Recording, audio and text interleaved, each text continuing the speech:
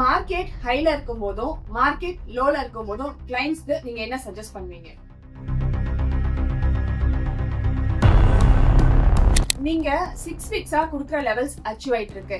as a வியூவரா நீங்க குடுக்குற level வச்சு ட்ரேட் பண்ணலாமா வேண்டாமா?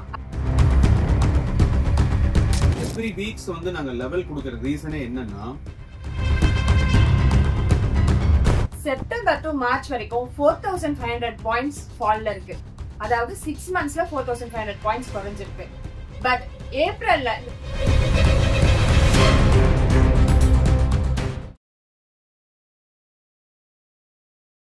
Hi mister Karthik, good evening. Good evening. Last 6 வீக்ஸா நீங்க மார்க்கெட் அப்டேட்ஸ் கொடுத்துட்டு இருக்கீங்க. அதுல 5 வீக்ஸ் நீங்க சொன்ன லெவல அச்சீவ் ஆயிருக்கு.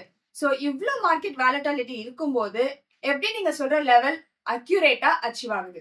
ஸோ இது ஃபுல்லி வந்து பேஸ்ட் ஆன் எக்ஸ்பீரியன்ஸை பேஸ் பண்ணி தான் இந்த டெக்னிக்கல் லெவல் நாங்கள் கொடுக்குறோம். எப்படின்னா, என்னுடைய எக்ஸ்பீரியன்ஸ் ஒரு 15 இயர்ஸ் ப்ளஸ் எக்ஸ்பீரியன்ஸ். பட் எங்களுடைய டேட்டா எடுத்தீங்கன்னா க்ளோஸ் அபவுட் ஒரு 30 இயர்ஸ் ப்ளஸ் டேட்டாவை வச்சுட்டு மார்க்கெட்டோட அப்ஸ் அண்ட் டவுன்ஸில் மார்க்கெட் எப்படி ரியாக்ட் பண்ணும், என்ன மாதிரிலாம் வந்து ரியாக்ட் பண்ணிருக்கு ஆல்ரெடி.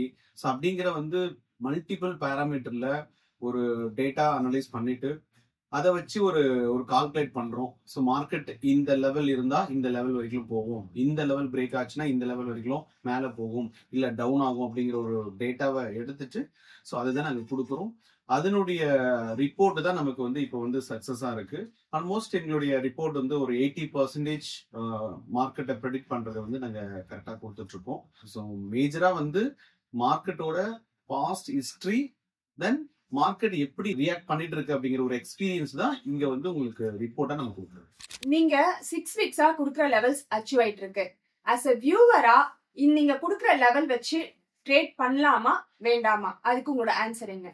நல்ல கொஸ்டின். ஏன்னா நாங்க லெவல் கொடுக்கறதே என்ன பர்பஸ்க்கு அப்படின்னா, மார்க்கெட்டோட ட்ரெண்ட தெரிஞ்சுக்கிறதுக்காக தான். மார்க்கெட் வந்து என்ன மாதிரி பாசிட்டிவ்ல போகுமா இல்ல நெகட்டிவ்ல போகுமா, எந்த லெவல் வந்தா நம்ம வந்து ஒரு இன்வெஸ்ட்மெண்ட் பண்ணலாம் அப்படிங்கிற ஒரு ஆப்பர்ச்சுனிட்டிக்காக தான் வந்து இந்த லெவல் கொடுக்குறோம்.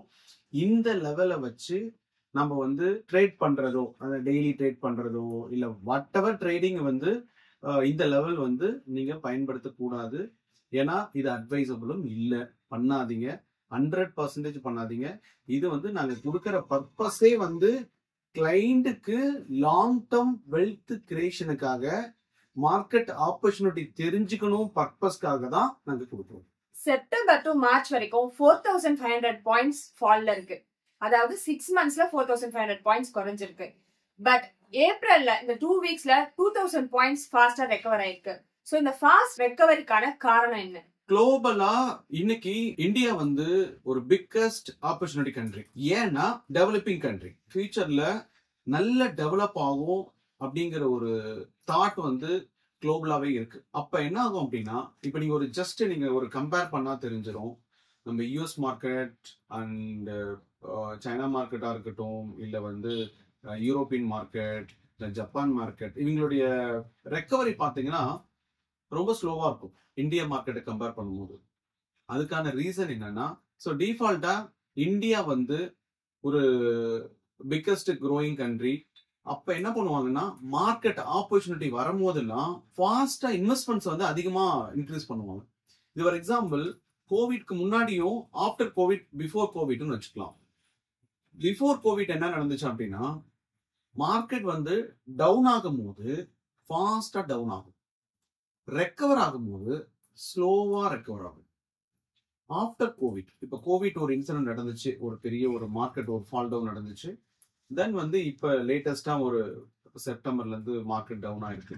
இந்த 2 டைம்லயும் பார்க்கும்போது, கோவிட்ல டவுன் ஆகும்போது எல்லாரோட எக்ஸ்பெக்டேஷன் எப்படி இருந்துச்சுன்னா, மார்க்கெட் இன்னும் ஒரு 3 to 5 இயர்ஸ் ஆகும் மார்க்கெட் ரெக்கவர் ஆகுறதுக்கு அப்படிங்கிற ஒரு எக்ஸ்பெக்டேஷன்ஸ் இருந்துச்சு.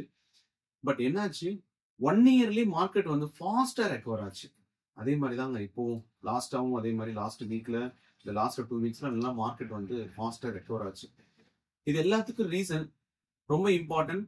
மார்க்கெட் எப்பெல்லாம் வந்து பர்டிகுலரா இந்தியாவில் ஒரு ஆப்பர்ச்சுனிட்டி கிடைக்குதோ அப்ப எஃப்ஐஐயோட இன்வெஸ்ட்மெண்ட்ஸும் இன்க்ரீஸ் ஆகுது. ரெண்டாவது DI support, domestic investor support. Before that domestic இன்வெஸ்டரோட சப்போர்ட் பெருசா இல்ல. ஆனா இப்ப ஆஃப்டர் கோவிட்க்கு அப்புறம் மார்க்கெட் ஓரியன்டட் ஸ்கீம்ல இன்வெஸ்டர் அவேர்னஸ் அதிகமா இருக்கிறதுனால அவங்களுடைய சப்போர்ட் அதிகமா இருக்கு. அப்ப டிஐயும் பர்ச்சேசிங் இது இன்க்ரீஸ் ஆகுது. ஃபாரின் இன்ஸ்டிடியூஷன் இன்வெஸ்டர் அவங்களுடைய சப்போர்ட்டும் அதிகமா இருக்கு. அப்ப டிஃபால்ட்டா என்ன ஆகுதுன்னா முன்னாடி விட growth இன்னும் ஃபாஸ்டா இருக்கு. இதை விட ஸ்டாப் ஆக போறது இல்ல. இன்னும் ஃபியூச்சர்ல நம்மளுடைய மார்க்கெட் வந்து டெஃபினட்டா பெரிய லெவல்ல அச்சீவ் ஆகும். ஏன்னா 2010ல வந்து நிப்டி வந்து பாத்தீங்கன்னா 20,000 போகும் அப்படின்னா பிலீவ் பண்ணிருக்க மாட்டாங்க. பட் ஆனா இன்னைக்கு நிப்டி ஆல்மோஸ்ட் லைஃப் டைம் 26,000 வரைக்கும் கிராஸ் ஆயிருச்சு. பட் இதுவே 2035ல டெஃபினட்டா இதுவே 50,000 வரைக்கும் போறதுக்கு பாசிபிள் அதிகம். பிகாஸ் அந்த அளவு இந்தியன் மார்க்கெட் வந்து ரொம்ப ஸ்ட்ராங் பர்ஃபார்மன்ஸ் பண்றதுக்கு பாசிபிள் ரொம்ப ரொம்ப ரொம்ப அதிகம்.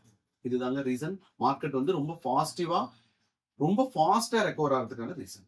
மார்க்கெட் ஹைல இருக்கும் போதும் மார்க்கெட் லோல இருக்கும் போதும் கிளைண்ட்ஸ்க்கு நீங்க என்ன சஜஸ்ட் பண்ணுவீங்க? நாங்க இப்ப எவ்ரி வீக்ஸ் வந்து நாங்க லெவல் கொடுக்கற ரீசனே என்னன்னா மார்க்கெட்டோட லெவலை எப்படி ப்ரெடிக்ட் பண்றோம் அப்படிங்கிறதுக்காக தான். ஸோ டெக்னிக்கலா என்ன பண்றோம்னா மார்க்கெட் ஒரு இன்டிமேஷன்ஸ் கொடுத்துரும். ஸோ மார்க்கெட் வந்து இறங்க போகுது இல்ல மார்க்கெட் மேல போக போகுது அப்படிங்கிற ஒரு இன்டிமேஷன்ஸ் கிடைச்சிரும் டெக்னிக்கலா. ஸோ இந்த லெவல் வச்சு கஸ்டமருக்கு என்ன பண்றோம் அப்படின்னா ஐ லெவல்ல இருக்கு, மார்க்கெட் வந்து பீக்ல இருக்கு, ஓவர் வேல்யூஷன்ஸ் இருக்கும்போது என்ன நடக்கும்னா நாங்க லாங் டேர்ம் இன்வெஸ்டரை பெருசா நாங்க வந்து டச் பண்ண மாட்டோம். பட் இருந்தாலும் ஒரு குறிப்பிட்ட வேல்யூவை என்ன பண்ணுவோம், ஈக்விட்டில இருந்து டெட் ஃபண்டுக்கு மூவ் பண்ணுவோம்.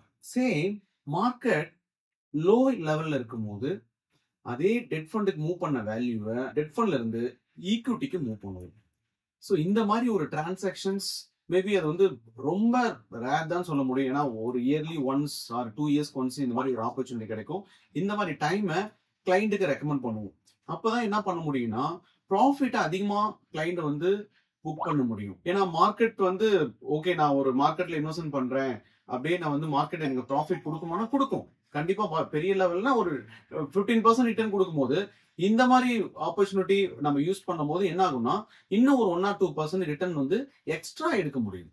ஏன்னா இந்த மார்க்கெட் ஆப்பர்ச்சுனிட்டி. ஏன்னா எல்லா கிளைண்ட்டுக்குமே பெரிய சேலஞ்ச், எல்லாருமே கொஸ்டின் கேட்கறாங்க, நீங்க எப்படி வந்து மார்க்கெட் வந்து பீக் லெவல்ல இருக்கும் போது மார்க்கெட் இறங்குன்னு சொல்றீங்க, எப்படி ஏறும் அப்படின்னு சொல்றீங்க அப்படிங்கிறது தான் மேஜர் ரீசன்.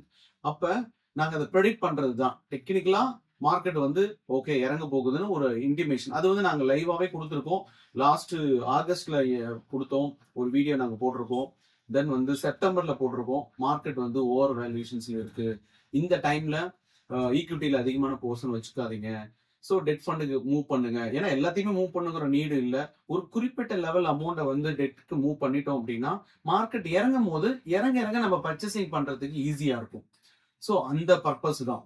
ஸோ அப்ப பண்ணும் போது என்ன ஆகும்னா டிஃபால்ட்டா நமக்கு வந்து லோயர் என்ஏவில அதிகமான யூனிட் கிடைக்கும். அப்படி நமக்கு ப்ராஃபிட்டும் அதிகமான ப்ராஃபிட் கிடைக்கும். கம்மிங் வீக் மார்க்கெட்டோட லெவல் எப்படி இருக்கும்? லாஸ்ட் வீக் நம்ம ஆல்ரெடி கொடுத்துருந்தோம் 23,123 பிரேக் ஆச்சு அப்படின்னா 23,400 23,800 700 வரைக்கும் போகும் அப்படின்னு. ஆல்மோஸ்ட் இந்த வீக் வந்து 23,850ல க்ளோஸ் ஆயிருக்கு. ஸோ நம்மளுடைய லெவல் வந்து அச்சீவ் ஆயிருக்கு. ஓகே, கம்மிங் வீக் எப்படி மார்க்கெட் இருக்கும் அப்படின்னு பார்ப்போம். 24,000 பிரேக் ஆச்சு அப்படின்னா 24,200 ஃபர்ஸ்ட் லெவல். இந்த 24,200 ஸ்ட்ராங்கா பிரேக் பண்ணதுன்னா 24,400 வரைக்கும் போறதுக்கான பாசிபிள் இருக்கு. நான் இந்த மார்க்கெட் வந்து பாசிட்டிவா இருந்துச்சுன்னா, சப்போஸ் மார்க்கெட் நெகட்டிவா இருக்கு அப்படின்னா 23,685 இது பிரேக் ஆச்சு அப்படின்னா 23,500 வரைக்கும் இருக்கும் அந்த ஃபர்ஸ்ட் லெவல். 23,500 பிரேக் ஆச்சுன்னா 23,350 வரைக்கும் போறதுக்கான பாசிபிள் இருக்குங்க. பார்ப்போம் நெக்ஸ்ட் வீக் எப்படி இருக்கு அப்படின்ட்டு. Thank you mister Karthik. Thanks for your valuable information. Next week நீங்க சொன்ன லெவல் அச்சீவ் ஆகுதா இல்லையான்றதை பார்க்கலாம்.